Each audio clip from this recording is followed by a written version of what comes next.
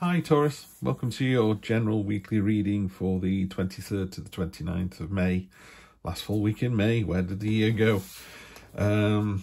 True black deck as usual, crossing with these and into a Celtic cross. Is a general reading, so just tell you what resonates and let's get to it. So Taurus, the week this week is Triumph and Victory. That's lovely, I like to see that. The lack card, the Five of Pentacles. In your recent past, Two of Swords. Near future, Four of Wands, which is great. Use your imagination, that's going away. And Judgment, pointing at hopes and fears. That's going to be interesting as well. Okay, energy on the bottom. The brash, courageous, bold Knight of Wands. She doesn't have a short sword, just as a shield, kind of bashes away into situations.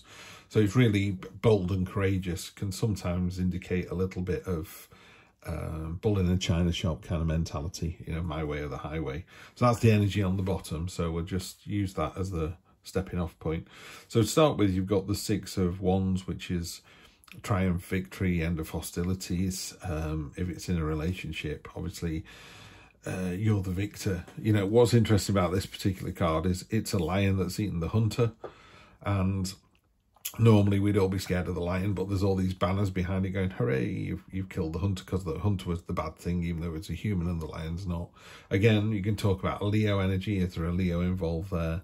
But that little knife down there means it's the end of hostilities. So if there has been some heartbreak or at work it's just been a bit icky, that's all over now. Any kind of conflict, I always think, wears both people down. You know, if you beep your horn in a car at somebody and they gesticulate back at you, everyone's heart rate's elevated, and you go to work or you carry on your journey quite cross.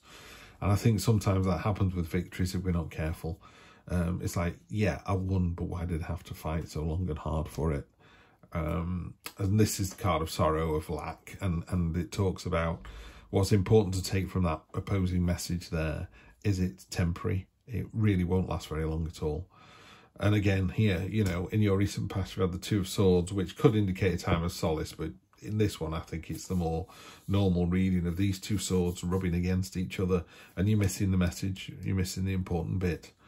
So just, that's in your recent past. So again, as a learning exercise, or it could be recent past as in next week, could be Monday, Tuesday, it's that kind of energy. Just be wary of that. You know, there's something important that you're missing because something less important is getting in the way. And it's about taking the blindfold off and seeing the bigger picture. And then in the near future, which is great, because having done that, having taken the blinkers off and seen the bigger picture, you've got celebration, freedom, foundational stability. You know, the fours are always great for that. So this is the Four of Wands. And this bird is free of its chains, it's flying away. And in a more traditional deck, there's normally people dancing under these sort of garland archways. Could indicate marriage, proposal, relationship. But basically to go from that to that is really good. So it's like, you know, try and concentrate on what's important. There will be a victory and it results in celebration of freedom. You know, that's bang, bang, bang. And then the thing that's barring it across the top there is that self-pity, you know, the woe is me card. We need to get rid of that. Down here in your kind of subconscious, and again, what's going away is the Knight of Cups. He's got the wackiest armour on, you know, it doesn't protect him. It looks amazing. He's made it himself. It's made out of gold, but it's completely useless as armour. He's even got a helmet that covers his eyes, but he's not interested in the real world. This is an energy of a daydreaming kind of energy, and it's using that quiet time, that inner time to really think on problems and things and relationships and how work is going, but really drilling down into your subconscious, because obviously the bit you're trying to find the answer to the question is sometimes locked inside ourselves rather than being an external one. And then at the top we've got the Judgment card.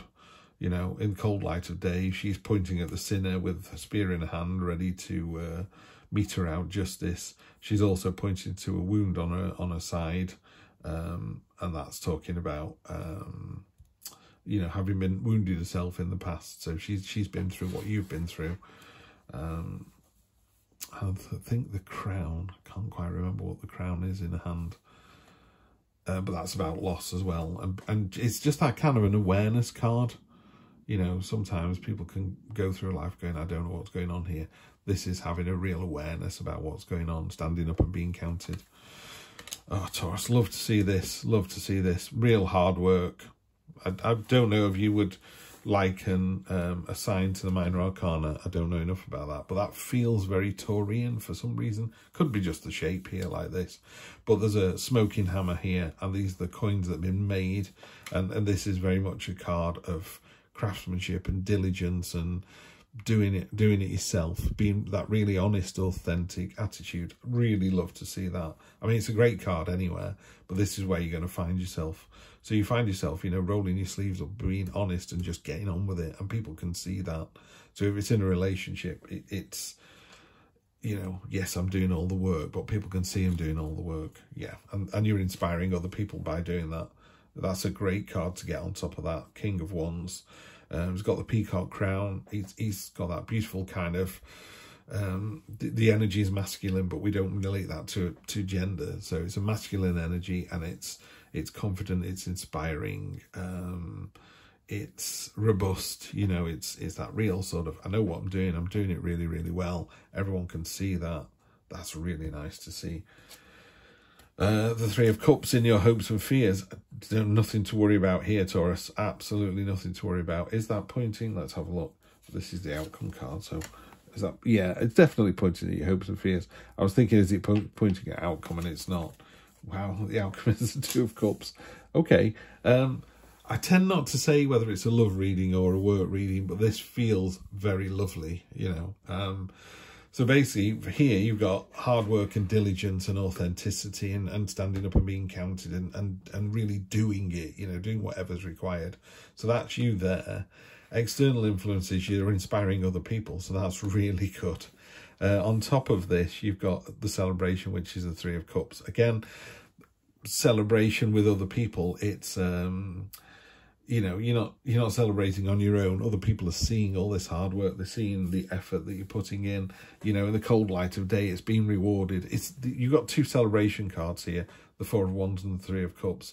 And then your final card, the outcome, which made me think maybe this is a relationship, as in, you know, a partnership, is you've got the Two of Cups, which is the soulmate card. You know, two peas in a pod.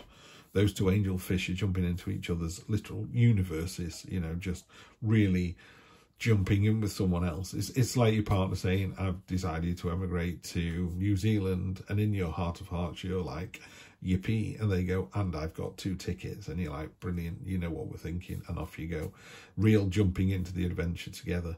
And again, you've got another, so you've got an end to hostilities down here with a little knife in the ground there. It's hard to see that. You've also got the broken arrow at the top there, which is also an end to hostilities.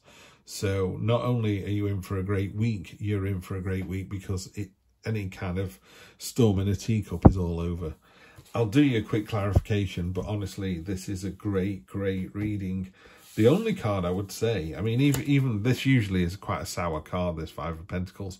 Even that doesn't seem to be infecting the reading at all. The weird card, the outlier, seems to be this one, the very brash kind of Knight of Wands, you know, that sort of bull in a china shop. Anyway, let's get some clarity off 3 here. 1, 2, and 3. Just take that as well. I know what's on the bottom of this deck, so that's not fair, so I have to do that. And on the bottom of the deck now is the Four of Pentacles. Okay. Oh, there you go. Double down with the Knight of Wands. There's no getting away from that then. So, yeah, brash and courageous, you know, the two words sometimes don't go together. Courageous is great. Just temper that a little bit, you know. The word brash can be quite cold, can't it? And the rest of it is all so lovely and warm. I think that's fantastic. So maybe this is a warning to not be the bull in the china shop, Taurus, of course. It's only just dawned on me, apologies. Okay. Yeah, you're Taurus. Don't be the bull in the china shop this week. Take the positives out of this card. That's what it should be. So be courageous. Be the first through the gate. The one that drives the process, that inspires people. Yeah, but don't bully your way through. Right. And then you get the King of Pentacles, the Entrepreneur card. Again, see this hammer, same hammer. We've got hammer down. It's not the same hammer, but the hammer, it's all about this king creates his own wealth, creates his own identity, creates his own adventure. He you know, and again, we're not talking about male and female, we're not talking about gender, we're just talking about masculine energy. And antlers stand for tenacity, you know, so it's that lovely, tenacious, courageous energy coming through. And he's got a lovely expression on his face, like, check me out, I've just created all of this. But he does it in a real, it's not a show-offy way, it's just, yeah, I'm just getting the work done. You know, in this relationship, I'm the one that's driving it forward. You've also got the Five of Wands. This is you in the middle here, and the others are just breaking against you, you know. So I think you're going to be the inspiring leader, or the driver of the relationship, or the owner of this week, next week.